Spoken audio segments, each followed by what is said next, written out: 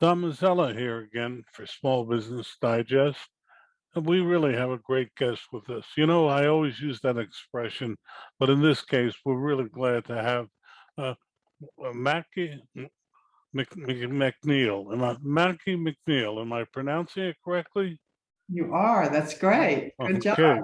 Sometimes I don't do that, but she's really here to talk about a subject we should all be really considering. But I'll let her tell you all about it. Mackie, welcome to the program. Thank you. Okay. Thank you for having me. Thank you for having me, Don. Well, as we usually ask our guests, tell us first a little bit about yourself personally, your background, then about your company, and finally a website. Okay, great.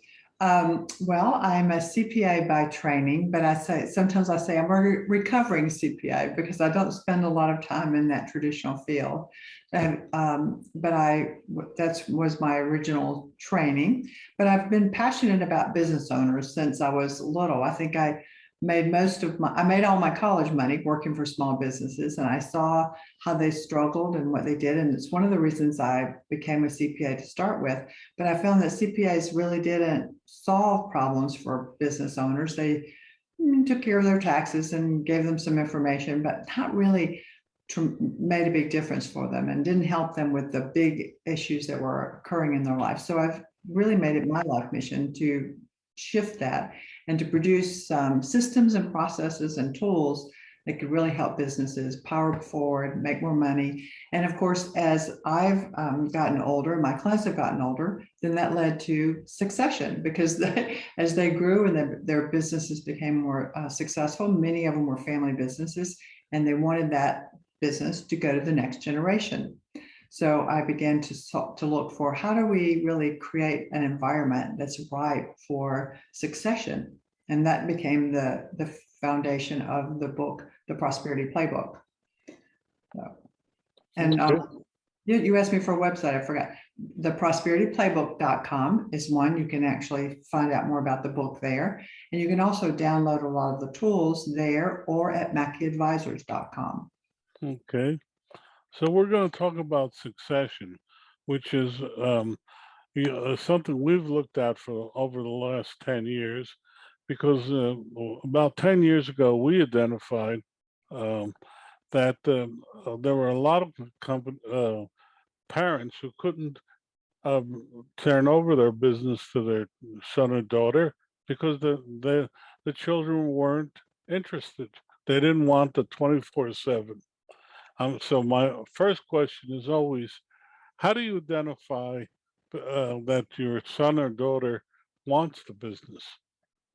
That's a great question. And, I think one of the best ways is to set up an outside board of advisors, not directors, just advisors, people that you trust, and bring them in and let them work with you and see the sons or the daughters, or sometimes there's multiple ones in the business, and interact with them and give you an outside opinion. Because, as a parent, it's awfully hard to be unbiased.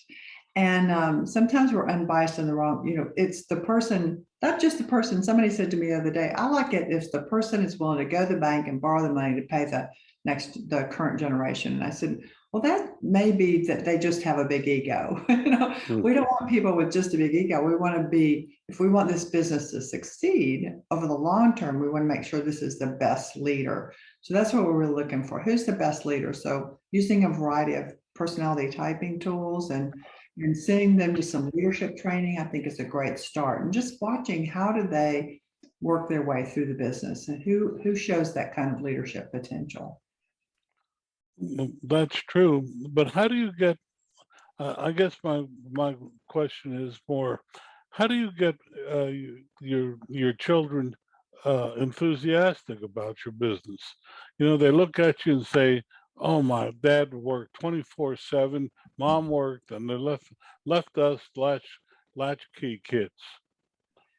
Well, I think that is there. That's a really good question. And, I can share my own experience, and I'll share a little bit from clients.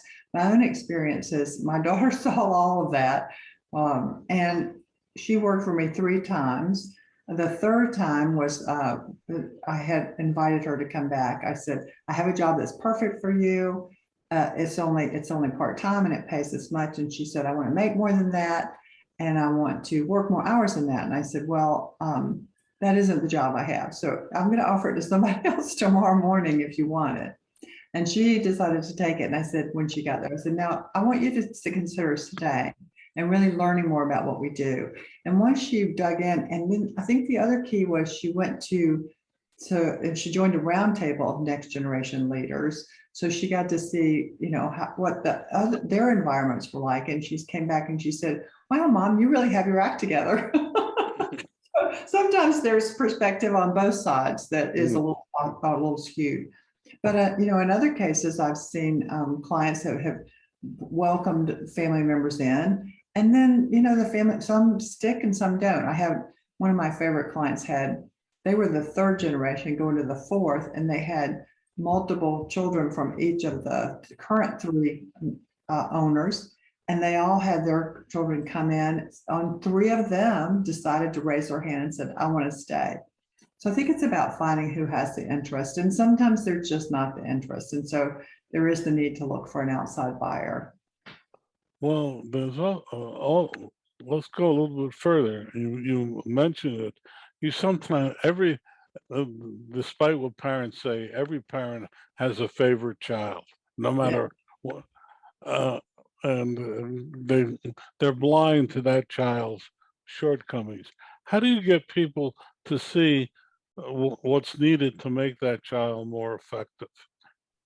Yes, that's a really, really good question. And I do think some outside expertise, some outside help on that is very important because for me, I went back and forth. Sometimes I think my daughter's not up to the challenge, or sometimes she's definitely up to the challenge.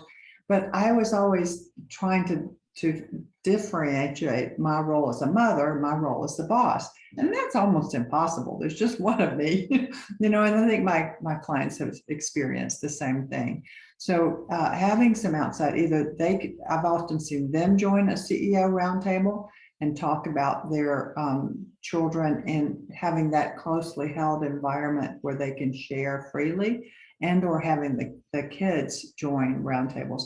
And I think sending children in the business to, again, leadership forums, training forums, and then giving them different roles and seeing how they perform in terms of taking over leadership. Do they go into some sort of victim place where they don't feel like they can make a difference? Well, maybe that they're not a good candidate. They've got, because if you're a business owner, the answer can't be like, I don't know what to do. The answer has to be, I'm going to solve this problem. If you're the business owner, at some point, you're going to figure out a path. Hmm. Well, I have a lot of questions, but let me ask this one. How do you deal with the other people in the company who don't see themselves being able to become head of the company? That's a good question. And I think though I'm a big fan of open book management. And I'm also a big fan of profit sharing on a global as a way of including your team in the decision making about the business, how you're going to move forward, including your team and telling them how you're doing, which a lot of people have a challenge with opening their books. But I think it's such a powerful tool. And then really everybody is some way as an owner, if you're having a good profit sharing system, so you have a system that's defined in advance. It's not, we get to the end of the year, we had a good year, so I'm going to give everybody a few $1,000s in their paycheck. That's not effective. It has to be, here's where we're going. If we hit these objectives, there's going to be a pool of money, and it's going to be divided up in these ways. So everybody knows what's in it for them. And I think in that way, you're really engaging them as owners. And then the question would be, do they become owners or not? Really is less important because they have an opportunity for an upside. Well, let me delve into another difficult area. There are more and more daughters that are taking over the company rather than sons. Um, but that also breeds resentment among amongst particularly male. And interestingly enough, ran into a situation where the women were jealous that the daughter had taken over. How do you deal with that? Well, I think that sometimes there are good therapists is helpful, honestly. In a family environment, you have so many dynamics, not just, in traditional financials involved. You have the human dynamics, right? So having some clear ways that we talk to each other, having open conversations, not having things that are buried and not really discussed are super important. One of the tools that I use and I encourage clients to use is a typing personality system called the Enneagram. And it helps us understand more about ourselves. If we can understand more about ourselves, then we can understand more about how to be more effective in relating to other people. So some training I've seen is very effective is in using that kind of personality system, but also in having good, clear conversations. So many I see the biggest challenge with family businesses is they have issues, but nobody wants to upset anyone. So they don't bring the issues up and they don't go away. They just fester. So we have to learn how to address uncomfortable conversations with each other, even family members. And we're going to love you at the end. I always say, if you're uncomfortable about having a conversation, the first thing to do is to state your intention. My intention is that love be present at the end of this call, or my intention is that we clear up something that's kind of messy at the end of this call, or whatever is your intention, but state what you want to have happen. And then say, I got to tell you, this is how I'm feeling. And then be willing to stay in that little muddy situation. And if you can't do it on your own, get some help. I have many more questions, but you're here to talk about your book. Your book again, and how people can get it. Yes, the book is the Prosperity Playbook, a guide for family succession. And it's I'll hold it up longer than that. okay. The Prosperity Playbook. And you can get it on Amazon, or you can go to our website, theprosperityplaybook.com. And one of a bulk of these tools are about really building the team, because one of the things that people forget is if the owner's leaving and they've been kind of the linchpin, I call it the fulcrum, everything has to go through them. They've got to really build a stronger group around them, or they're not going to be able to leave and have the business succeed. So a lot of the tools are about helping you develop a team to do the heavy lifting.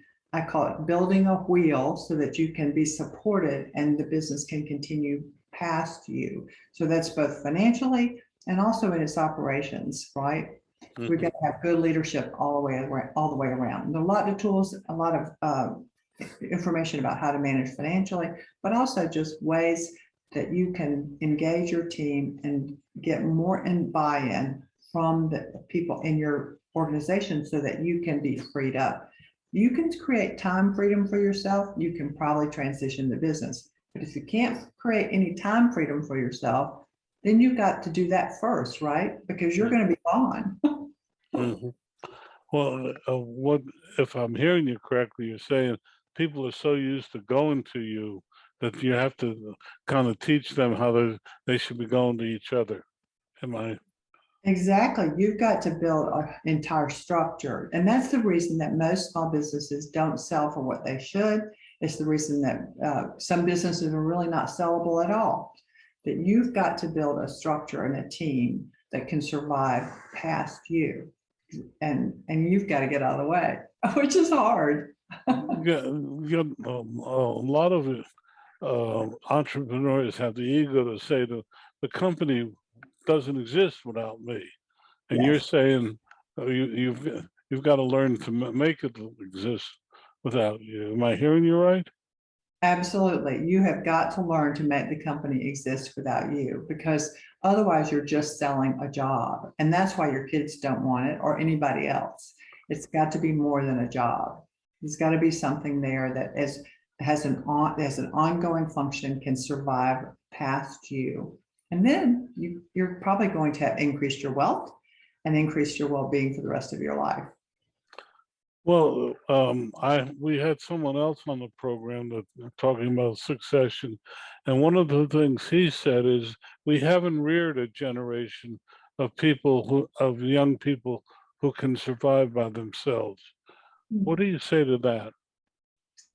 I wouldn't agree with that. I think that the next generation does it different than the boomer generation, but different isn't always bad. I think from my perspective, I believe that young people do want to succeed, but they have a different way of looking at the world. And I think one of the most important things that they want is they want some purpose. They want some bigger purpose. So having a bigger purpose, in our company, our purpose is to help small businesses achieve prosperity, being money freedom, time freedom, and freedom from worry. So that people who come to work there are driven by that purpose as much as they're also driven by their paycheck. And that's how you build something. If it's just about, I think sometimes the next generation says, well, if you're just about making some money and not making a difference, I'm not so interested. So that's, I think, most important for this next generation. And I think we have to, as boomers, also look and see that I can appreciate that someone's different from me and also much more effective sometimes than I. Yeah, yeah. Raising a family, raising good children. That's my generation. I'm a lot of but this new generation seems to be a me generation rather than an our generation.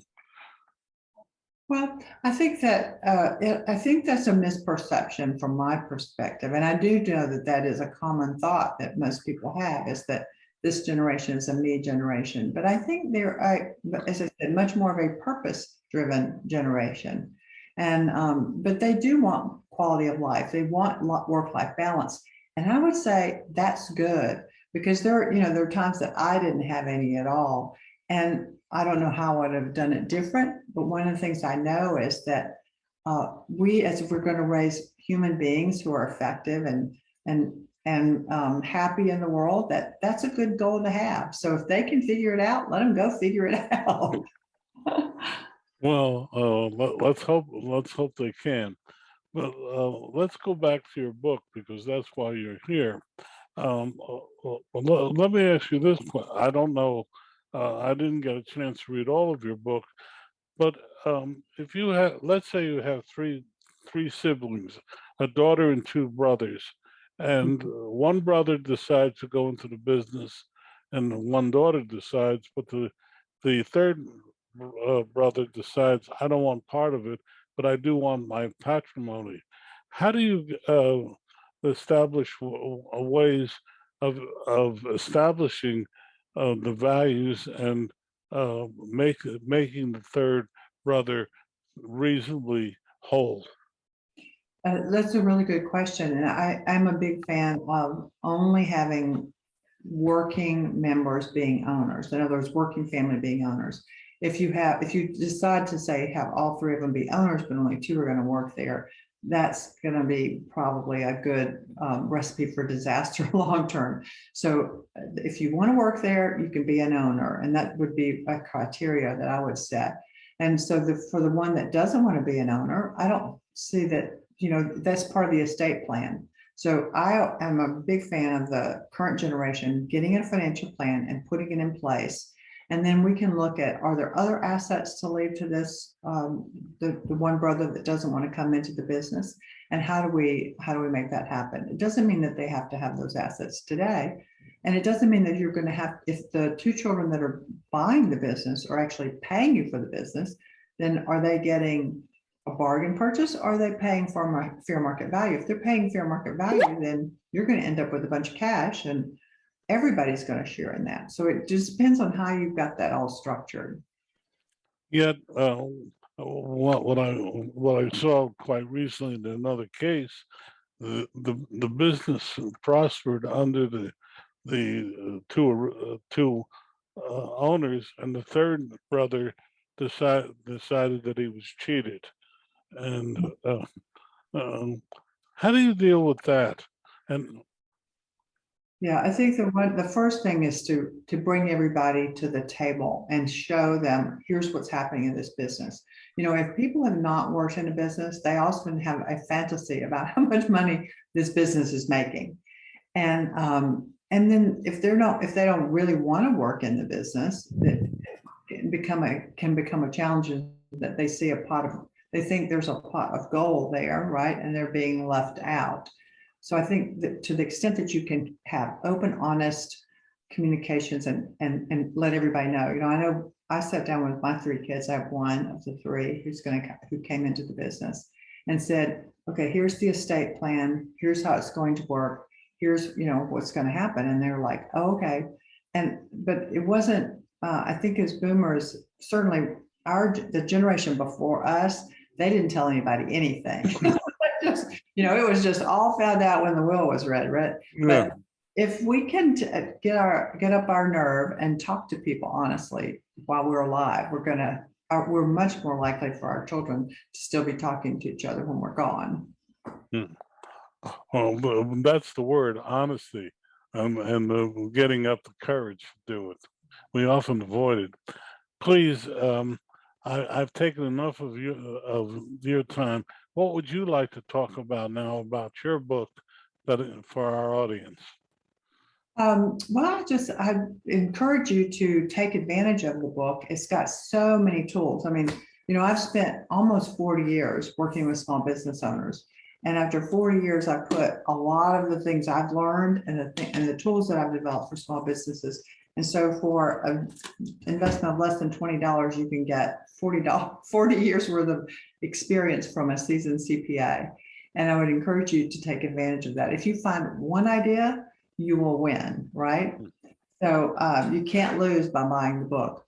But also just to take some of the principles of the book. So how do we think about becoming less the business becoming less about me and more about our purpose and our team? And how do I begin to work smart to working myself out of the business? One of the things that I did, I thought that was, and I've encouraged others to do that, and I've seen that be very effective, is I set a time limit. And I said, when I turn 60, I'm going to take 6 weeks off, and I'm not going to call the office, and I'm not going to check my email. I'm not going to do anything. I'm going to take a sabbatical. And people do this in education all the time.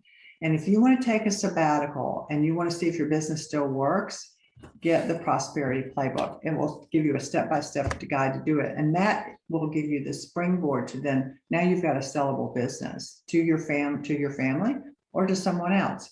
And to go back to my story, I came back from my 6 weeks and actually ended up taking 7, and everything was still working. And it was great. But I gave myself time to plan to make that happen. But it was a good experiment. So take some time now to be away from your business, and that'll show you very clearly the weaknesses that you have and that you can shore up. And then keep working at that. But if don't make yourself always available, or you'll always have to be available. Well, that's very interesting.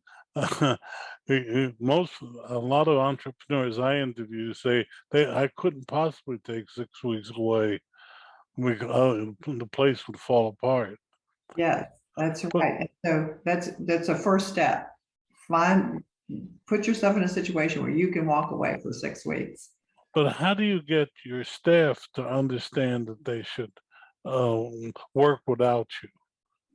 Well, what I did is there's actually a process that I used for that, and that's we do workshops on that called Take Back Your Time, and we start with I started with, and this is where the workshop starts, is what are the things that I'm doing, what are the things I love to do, and what are the things that somebody else could do, and then I just peeled them off. I don't need to do this, somebody else could do this, and I don't need to do this, somebody else could do that. And I went down to the core elements of one combination of what did I love to do, what was I really good at doing, and what did I want to continue doing, and everything else was delegated, and with a process. I mean, I think we have to remember that we're not just delegating, especially if you're using open book management, because if you're using open book management, you're going to delegate and you're going to measure, right? I'm going to measure the results that are each of my departments and each of my individuals are getting, that again, there's tools for that in the prosperity playbook. And if I'm measuring the right results, I'm not just abdicating responsibility, I'm freeing people up to be more responsible and to drive their own results and to drive the business results. I agree with you. It's just that it's so very difficult for people who run a business to suddenly give it out. I'm stuck on that point only because I've talked to so many entrepreneurs, and it's obvious they won't do it. But let's back up. What if your children don't want to join the company and you have a trusted subordinate that could run the company? What do you do in that case? Well, I think in that case, you still have to go through the process of, is this person, they're a trusted person, but do they have the leadership capacity to run the business? And still have to understand, or is this the right leader for the next phase? And then often when we sell to family members, the current seller, the current family member takes back a note. You may or may not. You may want that person to go to the bank and get their own money to pay you, rather than issuing debt to them from you personally issuing debt to them. That would be two things I would think about. But make sure they're the right leader. That's first. Again, an outside board, some outside consultation, working through a CEO group for yourself, or bringing them into leadership and seeing how that, just giving them, I'm a fan of testing it out. Give them something and see how they do. Give them an opportunity to research a new product or service and see how they bring that to be. And if they are interested and they're willing to take the risk, then again, start with a sabbatical and you'll see how it goes. That before you're fully committed and you're now walked away and your business is failing. You don't want to have that happen. Your website for your business, your website for your book, before we go any further? Yeah, the website for the book is theprosperityplaybook.com and the business is mackeyadvisors.com. You'll find resources and workshops on both, and a lot of free ones. So, and good things, how to take back your time, how to drive your profits, how to grow your business, all of which are necessary to make that transition and to put more wealth in your pocket as you're doing so. We've got about 2 minutes left. What would you like to leave our audience with? I would like to leave the audience with the idea of clearly that I know it seems challenging. I've been that person that was totally overwhelmed and felt like I had nowhere else to go. But you've got to start from where you are. So what is the one thing that you can do tomorrow to empower other people in your organization so that you can step away a little bit and a little bit more? And again, find a path, find your own path to giving people more opportunity, but do it reasonably. If don't give them a huge big risk, give them a little something to take on and watch and see how they do. And then keep doing that over and over. Let them have more and more responsibilities so that you can step away. You deserve to have that time freedom and you deserve to have that financial freedom. Well, on that note, we say thank you very much for a very, very, to me, illuminating time. Thank you.